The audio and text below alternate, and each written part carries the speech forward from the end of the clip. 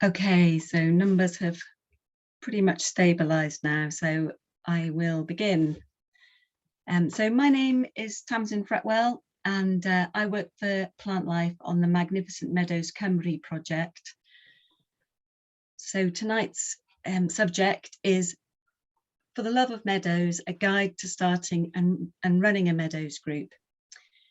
So to start off with, I thought I'd just go over what is a Meadows group. I'm guessing that a lot of people on already know, but I'll just try and get my slides to work. Come on.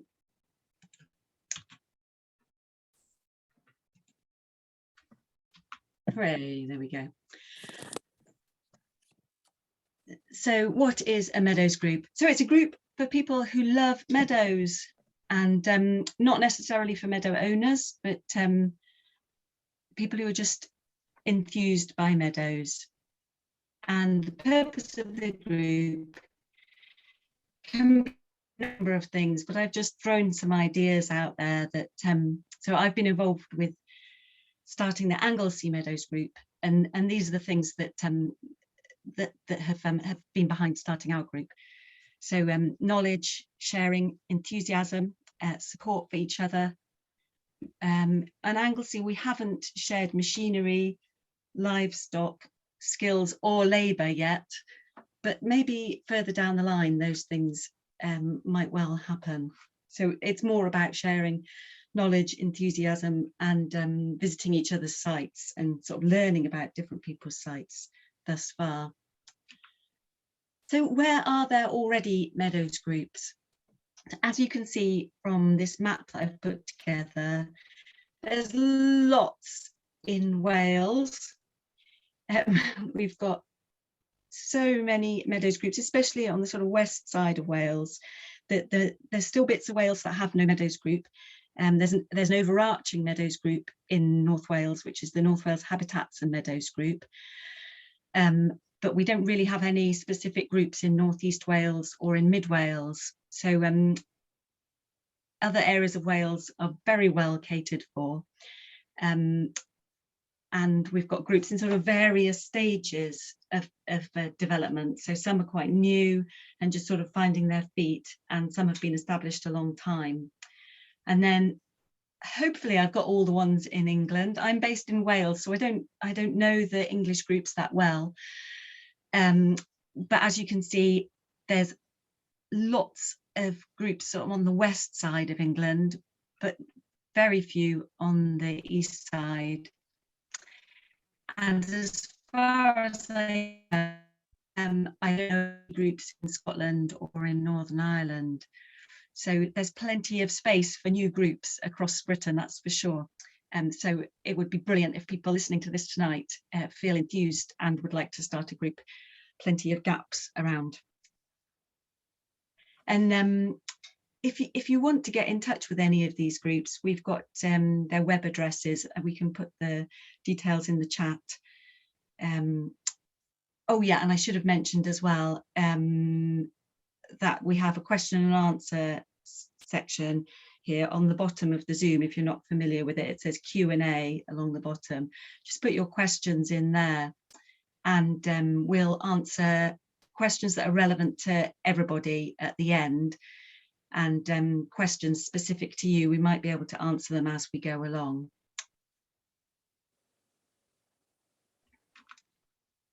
So we're going to have 4 speakers tonight. It's not going to be me speaking. We've got Steph Tyler, who's the president of MONMOUTHSHIRE Meadows Group. And then from Carmarthen Meadows Group, we've got Andrew Martin.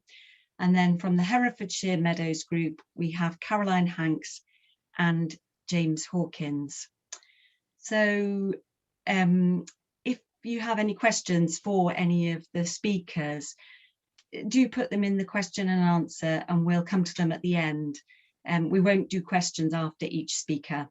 So each speaker, each of the groups will speak for 5 minutes, and then we'll have some time at the end for questions, and then we will sum up and finish by 7 o'clock.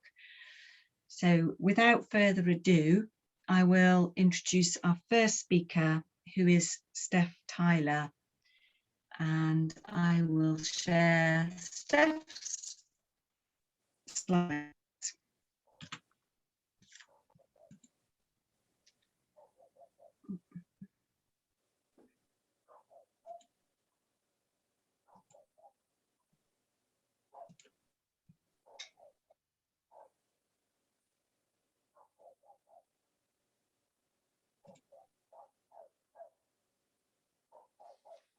Okay, Steph. Okay, I hope everybody can hear me. First of all, good evening to everybody. Although a president sounds very grand, I was a co-founder of Monmouthshire Meadows Group. I think we were the first Meadows Group to become established in Wales.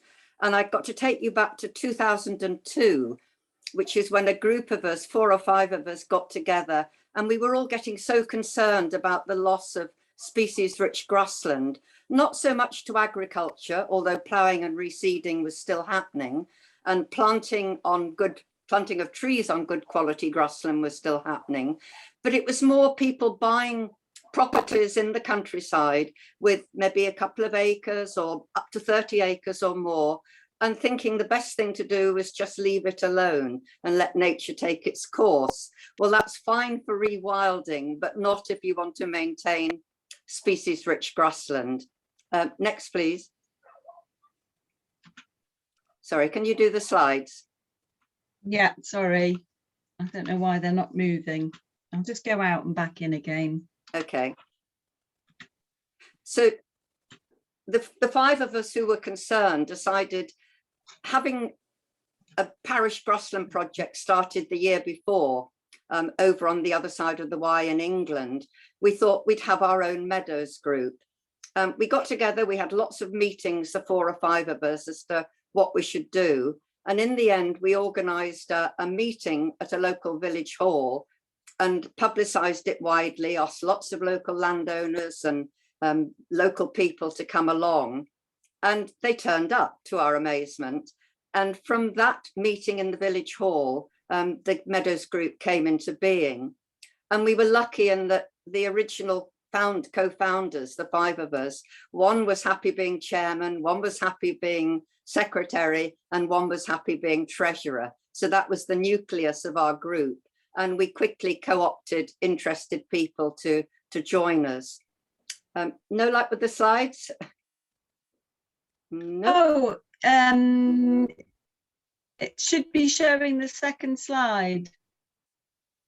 Not to me, it isn't. Can you not see that there? It's still giving me the people who are speaking. I don't know if other people can see it, but I've just got who's going to speak tonight. Ah. Anyway, I'll carry on, otherwise my 5 minutes is going to be over and done with. No, I'll just go out and we had the nucleus of the committee, and very early on we decided that we'd register as a charity, partly so that we could get funding more easily. And we became a charity that was accepted, although now we've changed into a CIO, the Charitable Incorporated Organisation, because it places less risk on the trustees.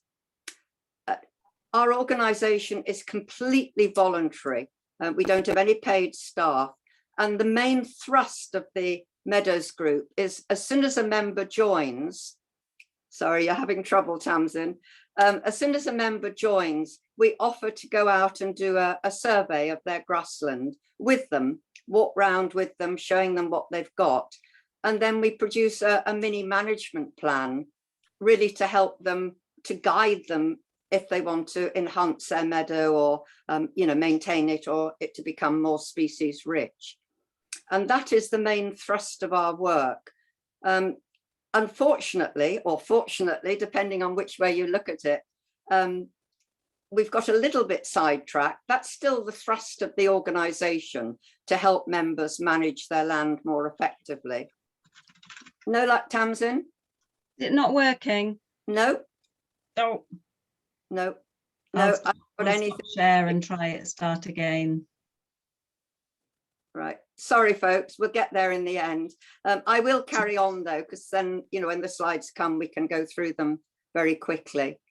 I mentioned about a charitable organization. Oh, I mentioned we'd got, that's great. That's great. We're there. Find like-minded people. Well, we did. We arranged the public meeting. We formed the group, elected the committee.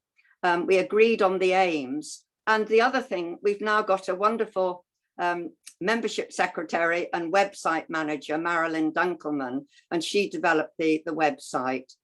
And then we organized meetings and training. Okay, next, please. For the registering as a charity, we had to have a specific aim. And these were our aims: to conserve and restore flower-rich grassland in Monmouthshire by enabling members to manage their fields and gardens effectively. Originally, we started off just thinking about the Trellick Plateau near where we lived, a ridge between, well, the watershed between the Usk and the Wye, but we've expanded to the whole of Monmouthshire and in fact have members in Breconshire and adjacent counties. Next, please. Next. Right, this lovely lady, I was saying we got a little bit sidetracked from our main aim. This lovely lady came to our initial meeting and told us about her meadow, and we went along to see it and realized it was, sorry, it was the most wonderful meadow full of greater butterfly orchids and all sorts of other goodies. She was 98 at that time, and eventually she died at 102, and her executors left us an acre of the 4 acres as a reserve. And since then, we've also acquired a 12-acre, 2 meadows totaling 12 acres that a meadow member had. Thanks. This is Ida Dunn. So we've got this little reserve. We've got 12 acres that we bought. We raised £96,000 in less than a year to buy these other fields, which a member used to own, but they were selling up and they didn't want the adjacent farmer to buy them and turn them into a ryegrass desert. So we've bought those, and we leased together with Gwent Wildlife Trust a further 24 acres of grassland. So we are involved in managing our own sites now, as well as helping members manage theirs. Next, please. You'll have to stop me, Tamsin, when I run out of time. Surveying and teaching is very much, you know, still a core part of our work. And I'm lucky in that I avoided being any of the officers on the committee for the first 6 years, but then became chairman when our first chairman moved away. But my main task has been going out surveying together with a couple of other botanists. And it is just wonderful. We found so many exciting little sites that weren't known about. And here just at a couple of members looking at their field. And we have training days, teaching them identification, and also teaching monitoring using quadrats. Next, please.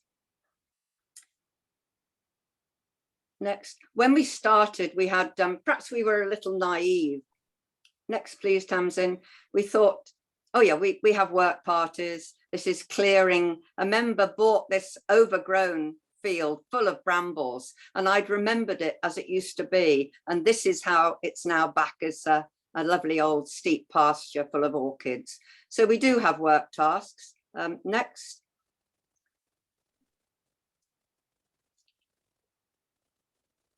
Please. Yeah, we were a little naive and thought, thank you. We thought at the beginning we'd own all our own machinery, and we bought with funding tractors, you know, the balers, everything that you needed to make hay. And we sent members on tractor training courses. But we soon realized that we didn't really have the ability to mend things when they went wrong. And now we've really got rid of all our big machinery, and we put people in touch with local contractors who do the job so much better than we ever did, I think. We do still have a motorized Allen scythe that we use, next please, that we use for cutting small areas of about half an acre or less, particularly sort of garden meadows. And the little Allen scythe, the Trackmaster up there. We do also own jointly with Gwent Wildlife Trust a seed harvester, which if I've got time, I'll mention very briefly. Next, please. As well as being a little bit naive about machinery, we were also a little bit naive about owning stock. We had great ideas about having roving herds of cattle, and a member had some cattle that we were going to use, but then TB hit, and because movement becomes much more problematic. Sheep, we found a lovely guy called Mr. Shears, and he was prepared to move his sheep from field to field for aftermath grazing in a lovely field here of wild daffodils. And in the end, the only stock we bought, next please, was a couple of Exmoor ponies.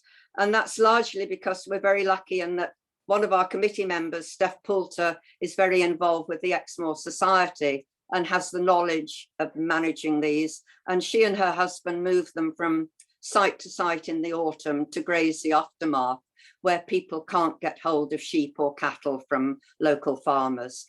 So this Jacinth and Jemima, they're now, gosh, they must now be about 15, but they've done a great job over the years. Next, please.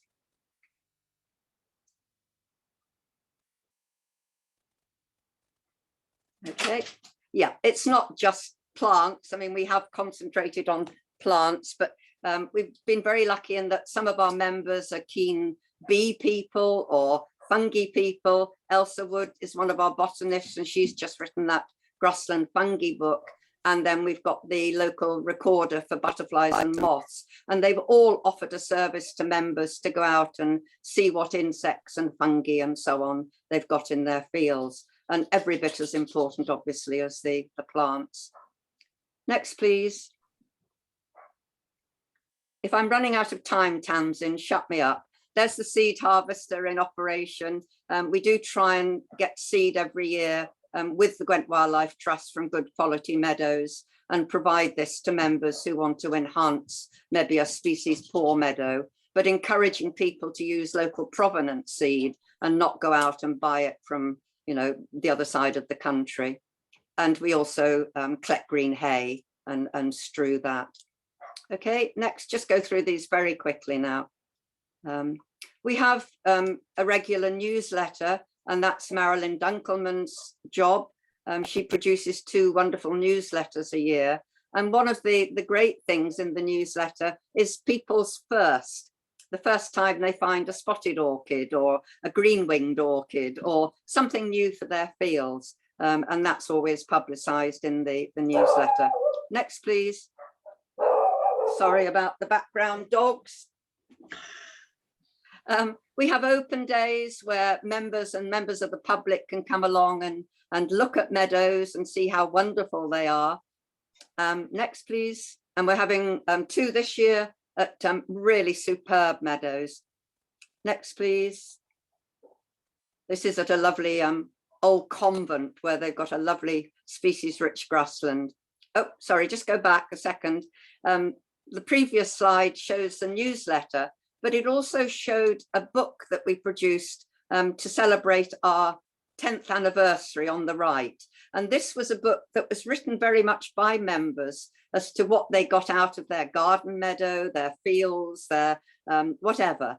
So it's their own experiences, why they love meadows.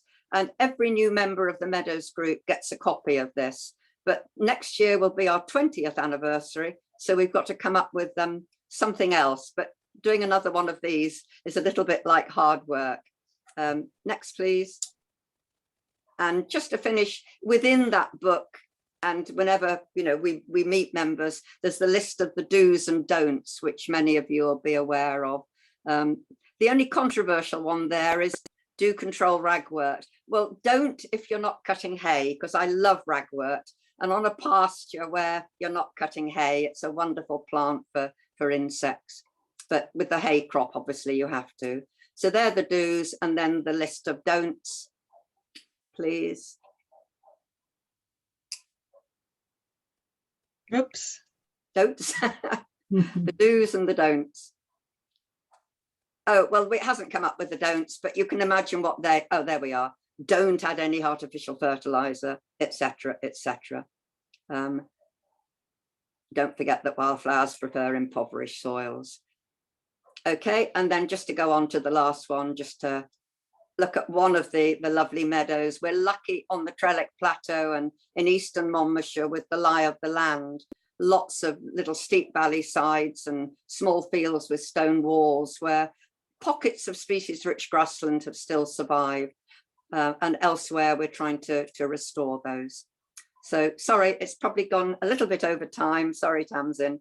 I know that was great. Thank you so much, Steph. It's just brilliant. All the stuff the Monmouthshire group has done is amazing. And the oldest group in I should have said that in the introduction, the oldest group in Wales. Yeah, just really interesting to hear everything that you've been up to. So I will pass on to Andrew Martin next from Carmarthenshire Meadows Group. Okay, thank you very much. I'll attempt to share my screen. I'll press the share screen button.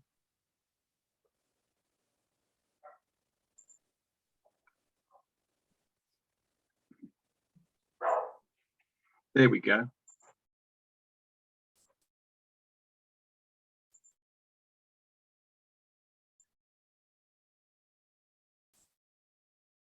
Can you see that? Yeah. Okay, right. I'll whiz through as best I can. So yes, I'm from Carmarthenshire, and I'm going to give you a brief history of our group here and tell you how it's organised and how it's run and how does it help the members of the group. But almost more important to that, how does it help species-rich grasslands? And I'm not saying this is the best way of doing it, it's just the way ours has evolved. So it started in 2015, and it was the idea of a lady called Isabel Macho, who's the Carmarthenshire Council's biodiversity officer. And she organised a meeting at the National Botanic Garden of Wales. We're very lucky that it's in Carmarthenshire. So we had about 60 people there. And we set the group up. So how our group runs is Isabel set up another meeting for anyone who was prepared to help run the group.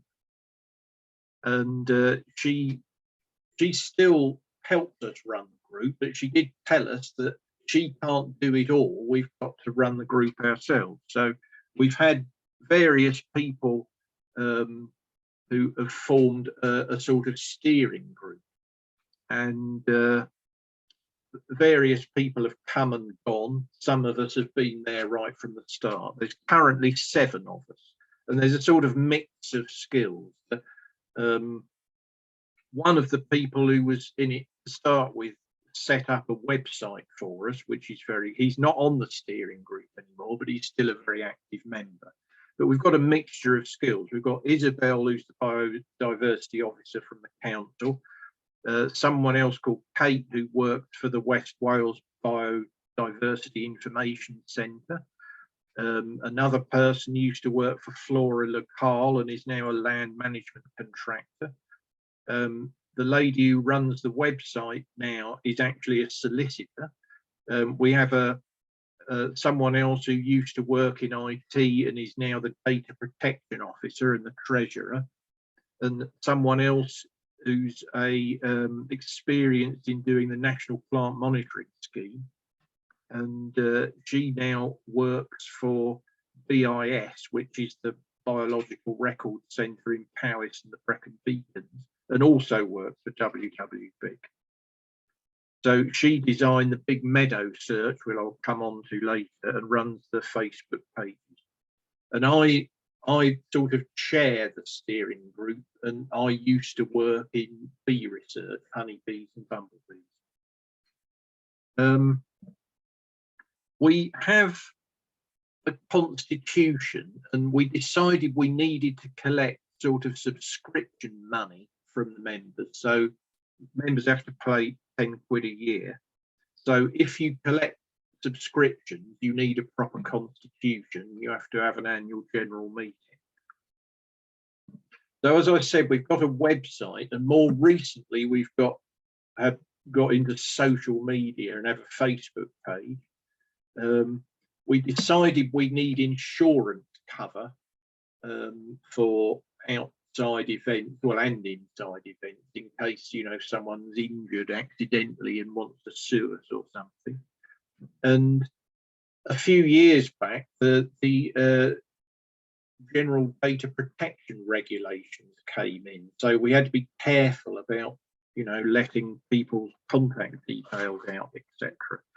So we got round this by using a software system that also saves a lot of work. We were finding that to contact everyone simultaneously was a huge amount of work, because there are a lot of members, and at the moment we've got 91 members, and to email them all, it's very time consuming. But with this software system, it's very useful. It's completely data compliant.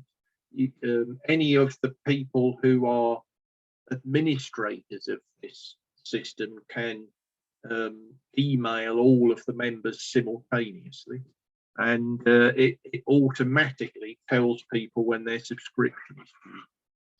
So we've got a yes, as I was saying, we've now got 91 members at the moment. It goes up and down a little bit each year.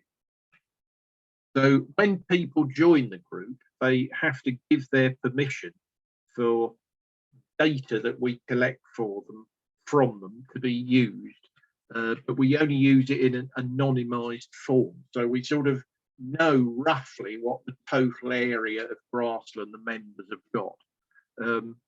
So any member of the group can see their own data in our database, but they can't see anyone else's. The only people who can are 3 administrators on the steering group, and we can see everything. When we first started, we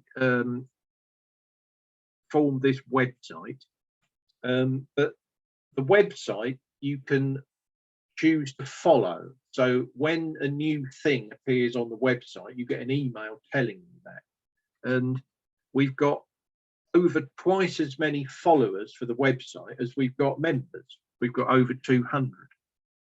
So we were sort of hoping that people would use the website as a forum where they could ask questions and other people could offer answers, but it hasn't really turned out like that.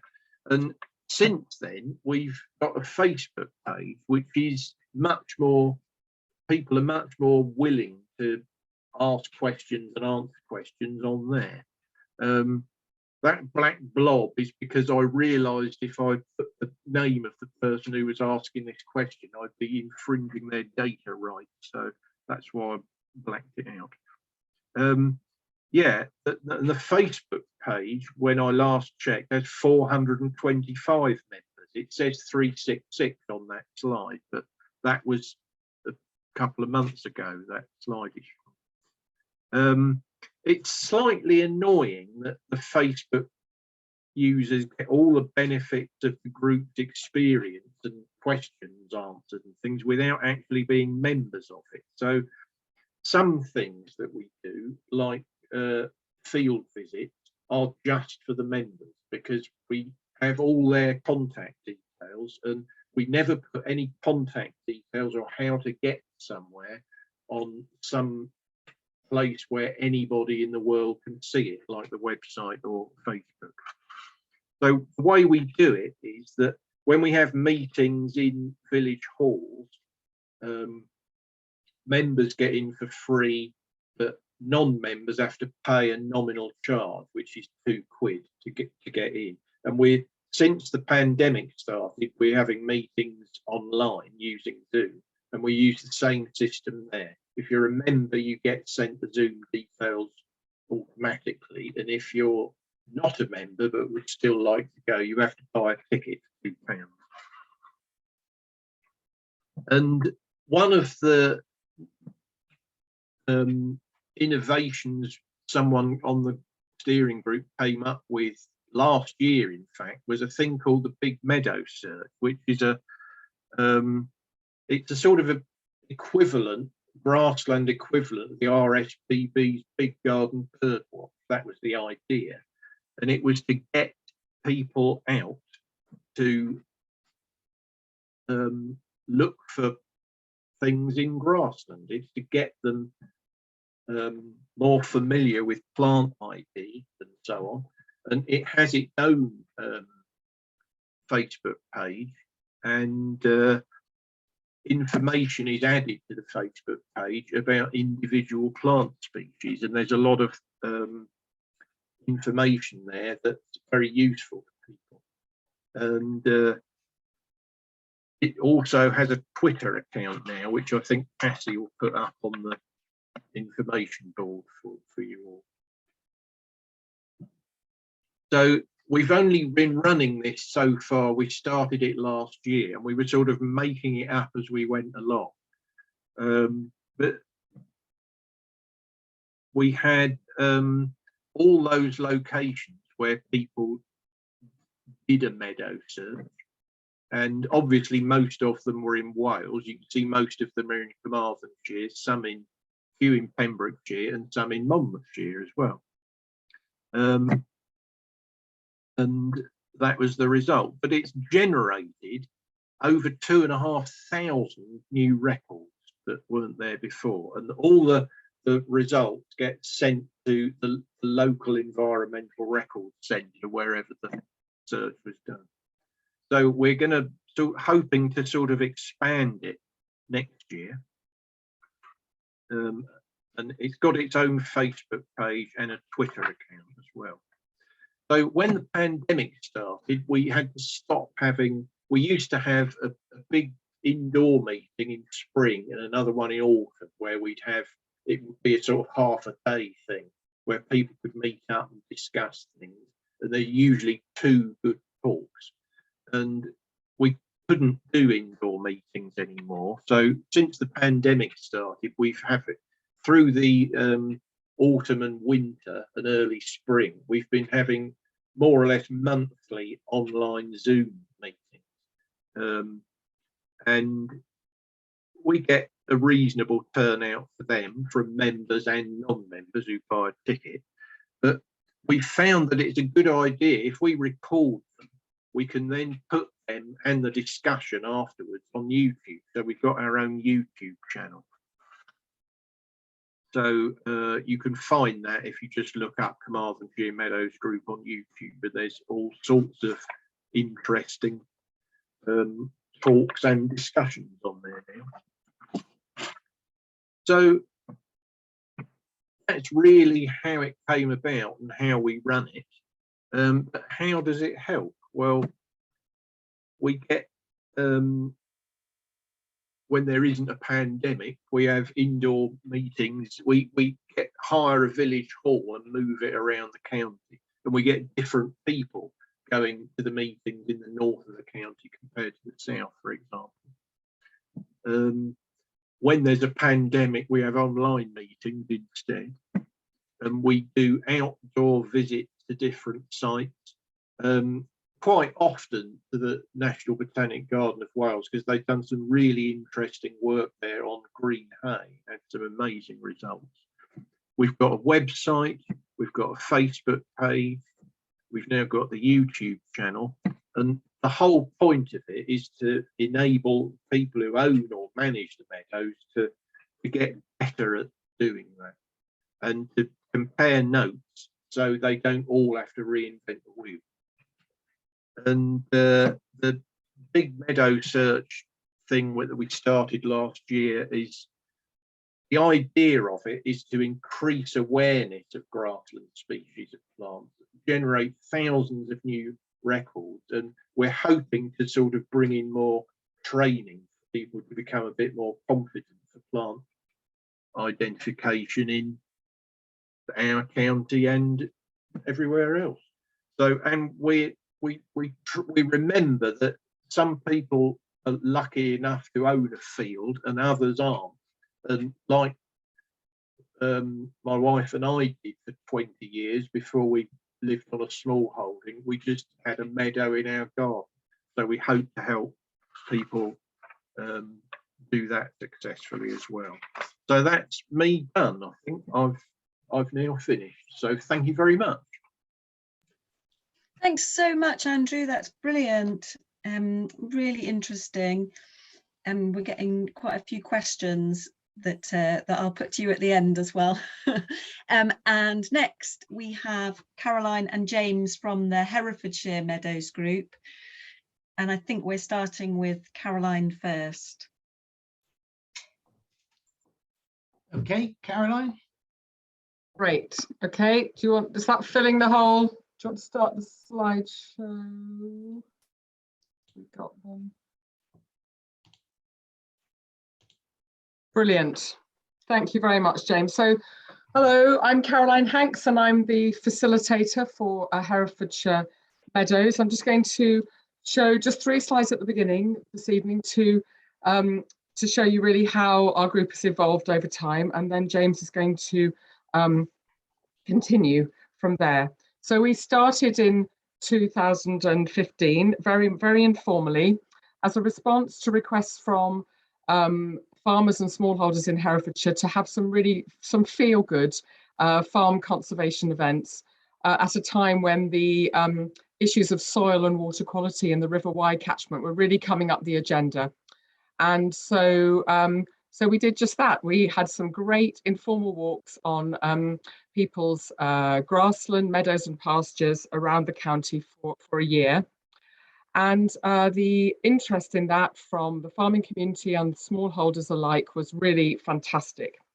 And we were lucky enough in 2016 to be successful to get some Natural England funding. And we set up as a what's called a countryside stewardship facilitation group.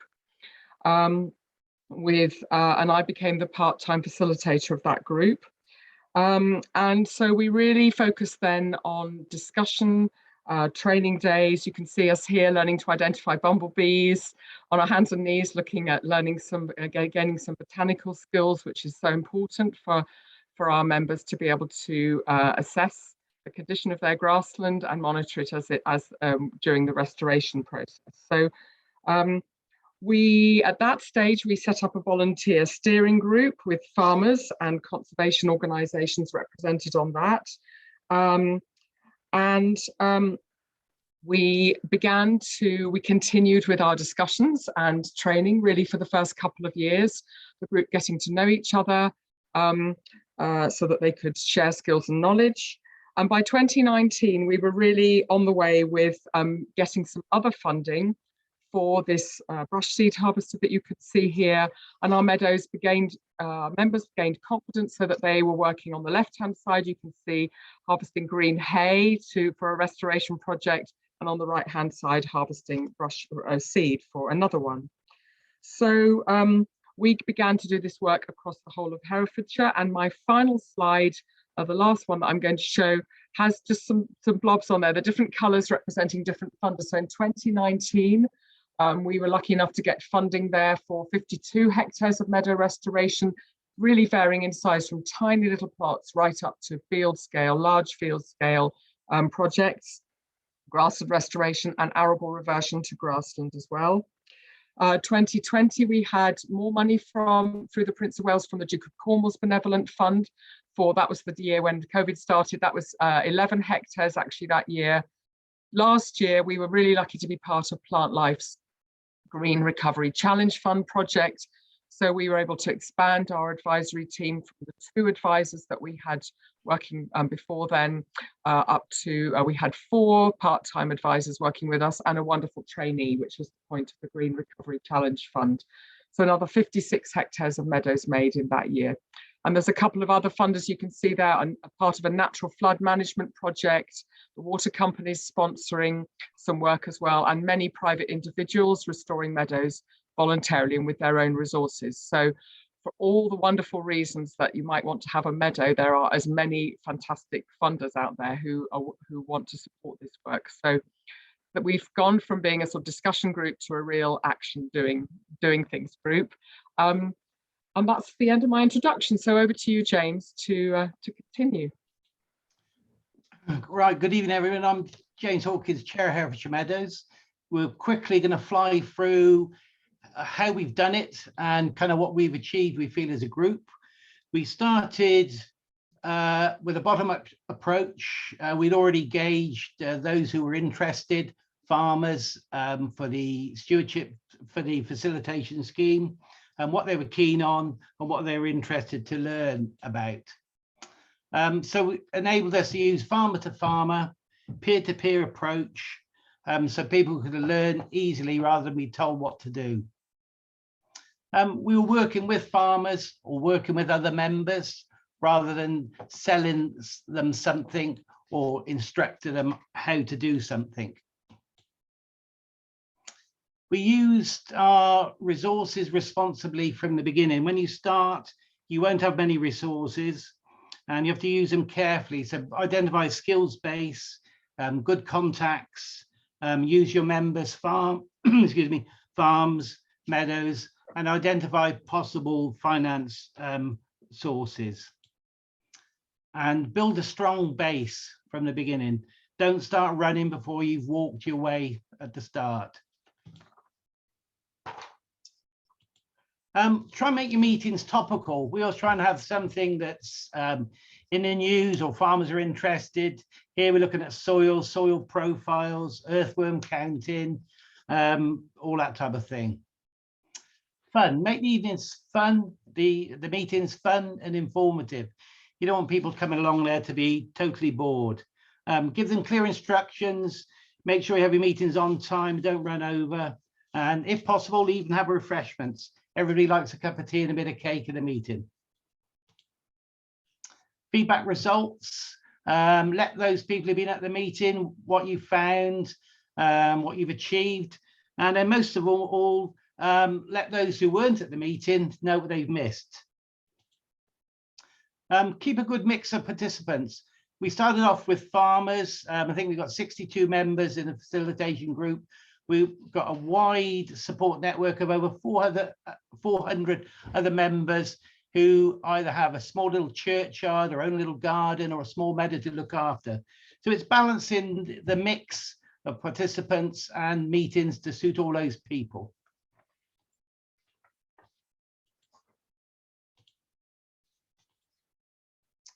Asked what the members want. We hold an annual meeting where we just ask the members what meetings they'd like the following year, what they'd be interested in. And then we try through our steering group, we have a steering group, to put forward the most popular ones.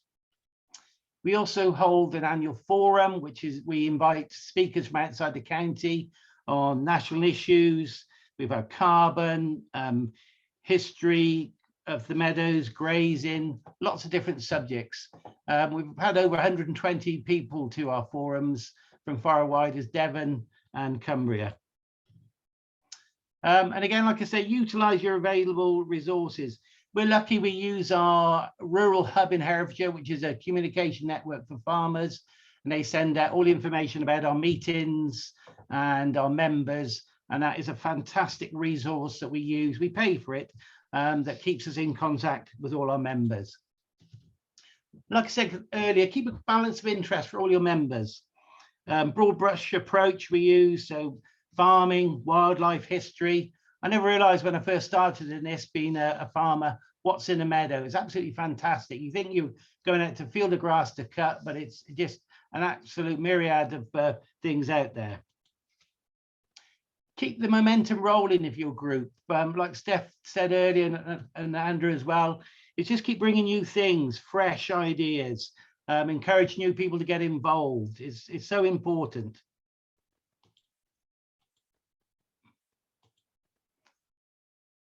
Training, what have we done training wise? You know, is what we're hoping to achieve. We've done plant ID training, fungi, BID. We've done it all, and this helps with the surveying of our meadows going forward. So before any restorations, all the meadows have been plant ID'd, and you've done a bee survey. So going forward, we can see improvements for pollinators and for the plant species in the meadows.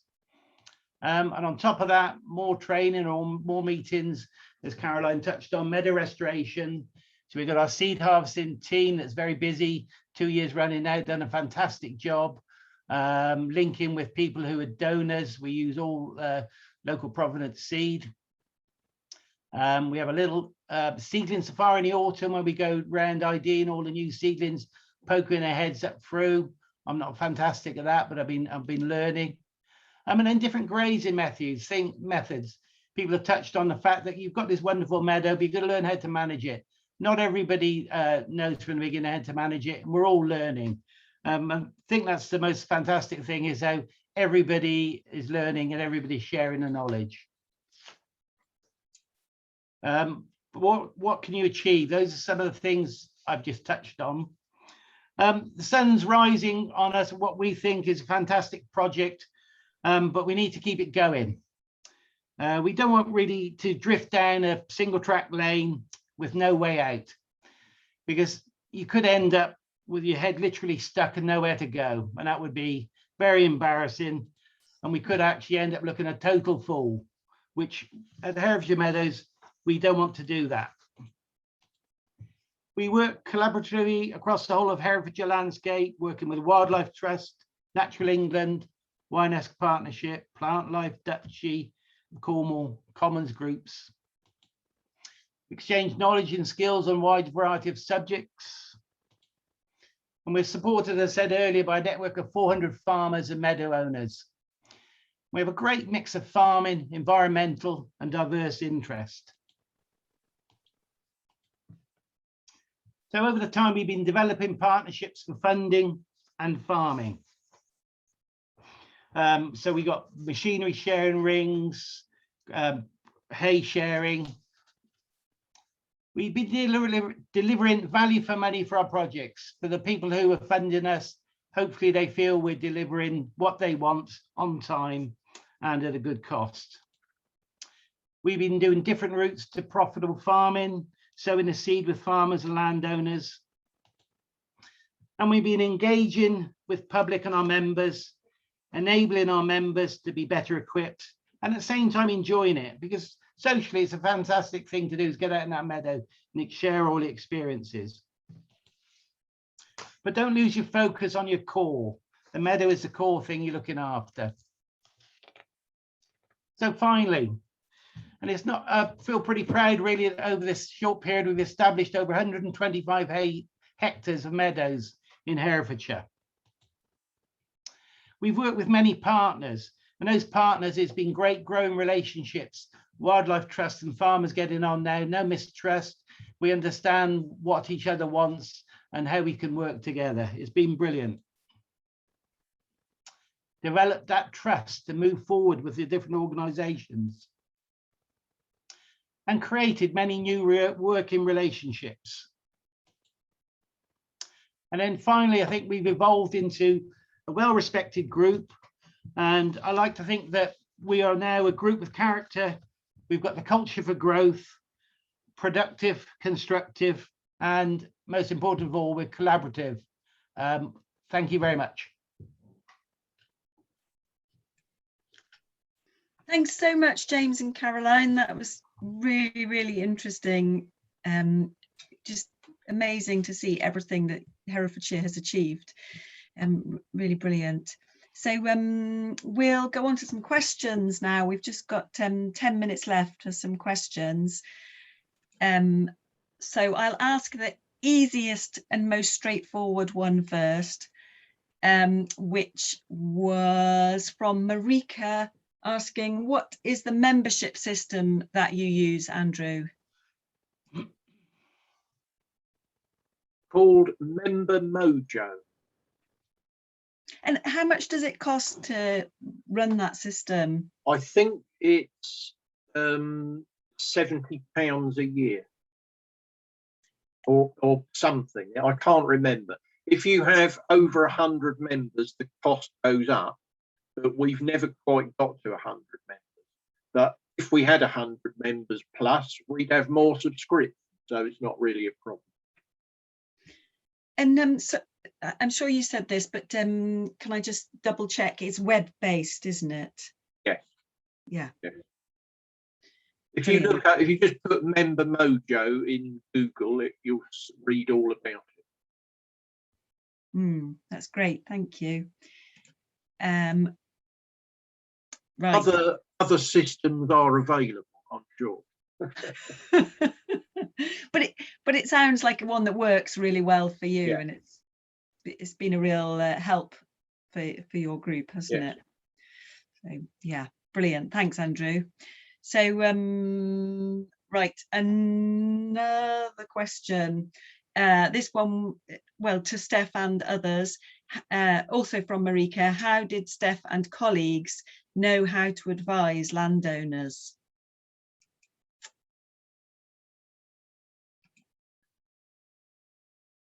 Steph, can you hear me? Oh. Would somebody else like to answer that question on how you know how to advise landowners? Well, sorry, you carry on, Caroline.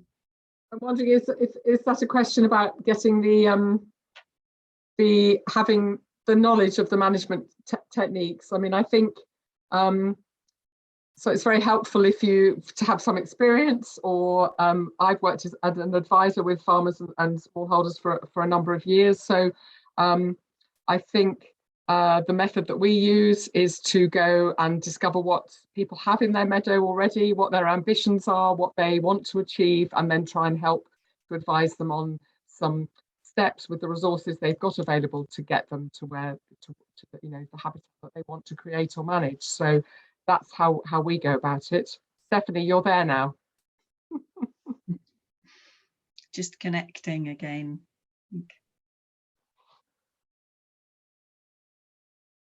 Can you hear me now? Yes. Yeah, sorry about that. I lost it for a minute. I mean, we were lucky in that we had a number of botanists on our group. I mean, I work for conservation organisations, and I'm a passionate botanist anyway.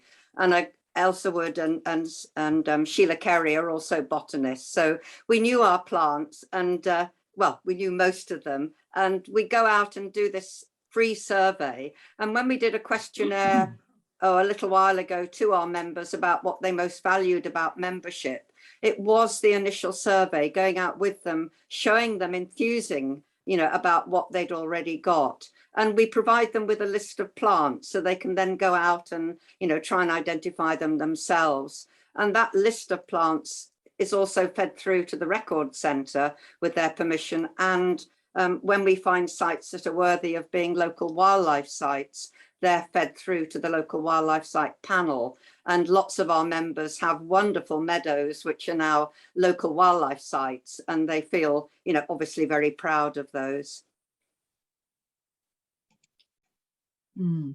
Thanks, Steph, that's brilliant. I should just say too that we've got now, I think at the last reckoning, about 340 members. So, you know, we've got a fair few members scattered around now. Wow, that's incredible. Amazing. And Andrew, do you go out and advise landowners as well in the Carmarthenshire group? I don't know. I don't feel that I'm completely competent to do that. I don't feel I've got the experience. I mean, I've been managing my own meadow for about 8 years now, and it's improving, but that's my only experience really, and of having one in a garden.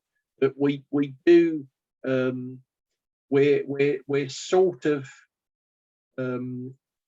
following up from what James was saying. We're trying to get linked with nature friendly farming network set up, and we included in our membership are the plant recorders for the county, who are I mean, they've come and done a recorders day here at our place, and they will do that where people want. So like Steph was saying, if people would like a good survey done of their site, we can usually arrange that and either put them in touch with experts who will do it for free, or other ecologists who might want a small fee for doing it. So, but we don't have, when we was setting up this meeting, I know, talking to Caroline, our membership is, I don't think we have, well, we have very few farmers in our membership. They're mostly people with small holdings who aren't farmers, and so that's a slight difference. So their needs are probably different from the Herefordshire group members. I think that's the thing to sort of remember with all these groups, is that each county or each area that the group covers is very different in its nature, and therefore the groups, their focus will be very different as well. You know, it's the nature of the land, and you know, the sort of land distribution. I definitely noticed that, you know, from my involvement with the Anglesey group, it's very different to some of the other groups in Wales, just because of the way that the land is divided in the Anglesey. Not so many smallholders, but which kind of brings me on to another question that Kath asks. How did you make the decisions about the direction of the group? Was there a consensus in the direction? And we're running quite tight on time, but if one person would like to answer that, I don't know who to pick on, but Oh, James, who can? James, maybe. Go, James. Direction we picked on was the common interest was meadows, interested in restoring meadows and looking after our meadows. So that was our interest, and anybody who was interested in that has got on board, whether they're farmers, smallholders, churchyard owners, private garden owners. So it is a group that's open to everybody, and for me that's been the most refreshing thing. Everybody comes to the meetings, and there's no you're organic or you're non-organic or you use sprays or whatever. It's just purely enjoyment of the meadows socially, as well as learning and, you know, the knowledge you gain. Thanks for that, James. That's a really good answer. Thank you so much to everybody. It's 7 o'clock, so we need to finish there. But I really hope that this has inspired people and made people feel like starting a Meadows group is something they could do. And I would say that if you are thinking about starting a group, find out where your closest group is, and even if it's not immediately adjacent to your area, you know, get in touch and ask for help. And you know, other Meadows groups are generally ever so friendly and really helpful, as I hope has come across tonight. So yeah, go start groups. And thank you so much to everybody for coming along, and thank you to each of our brilliant speakers and for all the amazing work they've done. And also thanks to Cassie for managing the question and answers. And I did put it in the chat, but just to reiterate, the recording of this session will be on YouTube in the future. We'll put it onto YouTube at some point soon. Okay, thank you ever so much, everybody. Okay. Bye. Bye. Bye.